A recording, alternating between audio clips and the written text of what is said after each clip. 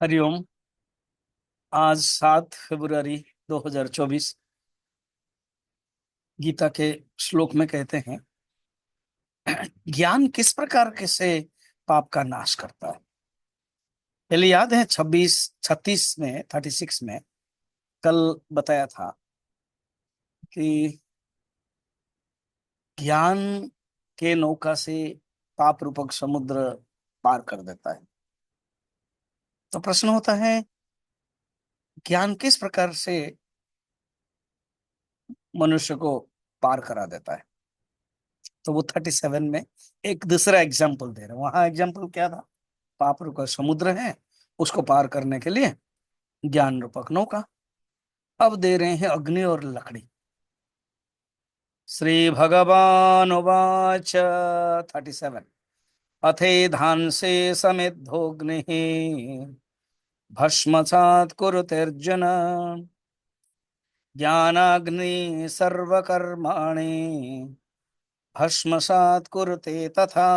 अर्जुन, समिद्ध अग्नि, समिद्ध मीन्स जो अग्नि प्रज्वलित है, सम्यक ईद्ध जो अच्छी तरह से प्रज्वलित है, समिद्ध अग्नि।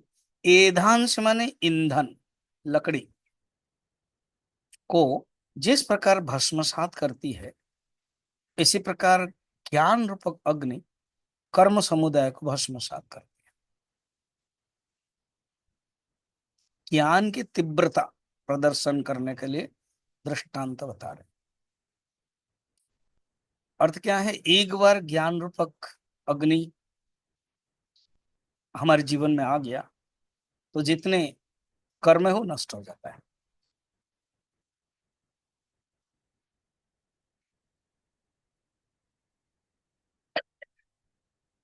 भिद्यते हृदय ग्रंथि ही छिद्यन्ते सर्व संशयाः क्षीयन्ते चास्य कर्माणि तस्मिन् दृष्टि परावरे। मुंडक उपनिषद में है। समस्त ग्रंथि नष्ट हो जाती है।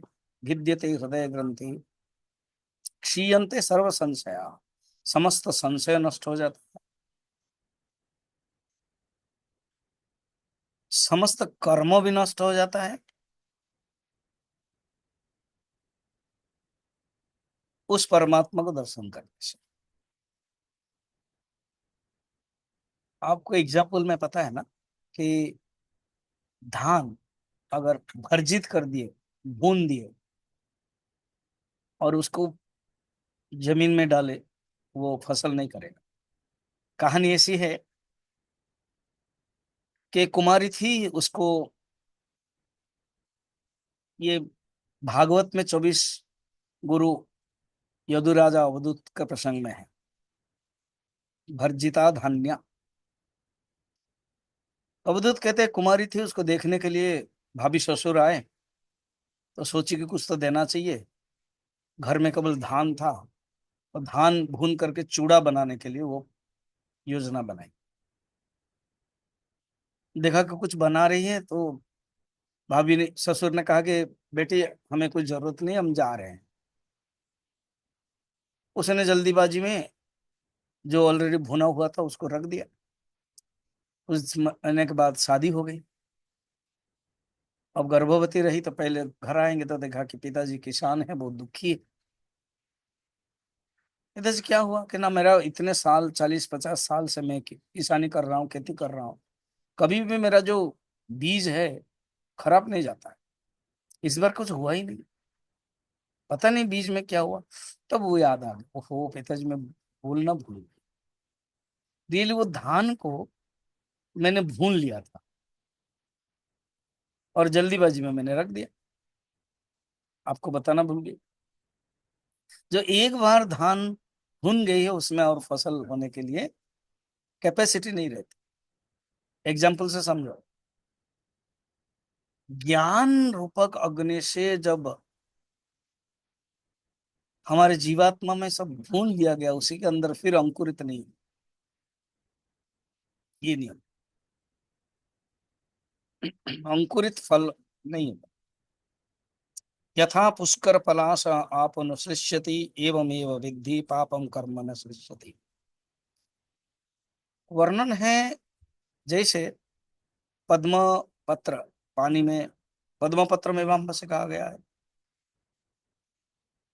लिप्त नहीं होता है, इसी प्रकार। अच्छा, यहाँ पर जो सर्वकर्म है ना, जानना है, कर्म तीन प्रकार, संचित, क्रियमाण, प्रारब्ध। प्रारब्ध कर्म देखा जाए तो उन्हीं की दृष्टि से, ज्ञानी की दृष्टि से तीनों ही कर्म नष्ट है। रमन महर्षि कहते हैं कि एक पति के तीन पत्नियां थी, पतिदेव मर गए तो क्या ऐसे होगा कि एक पत्नी विधवा रहेगी, बाकी दो, एक पत्नी सधवा रहेगी, बाकी दो विधवा हो गए? नहीं, जीवात्मा का ही प्रारब्ध है, क्रियमाण है, संचित है, सब चला गया। क्यों? मगर हम शरीर देख रहे हैं ना, शरीर को तो हटा नहीं सकते, तब कहते हैं प्रारब्ध के कारण शरीर है। बस हमारी दृष्टि से जो हम देख रहे हैं, उस दृष्टि से शरीर, ये बताया गया। बढ़िया सुंदर एग्जाम्पल से बताया भगवान ने। फिर आगे हम कल देखेंगे क्या बताएंगे। ज्ञान पवित्र ही बताएंगे।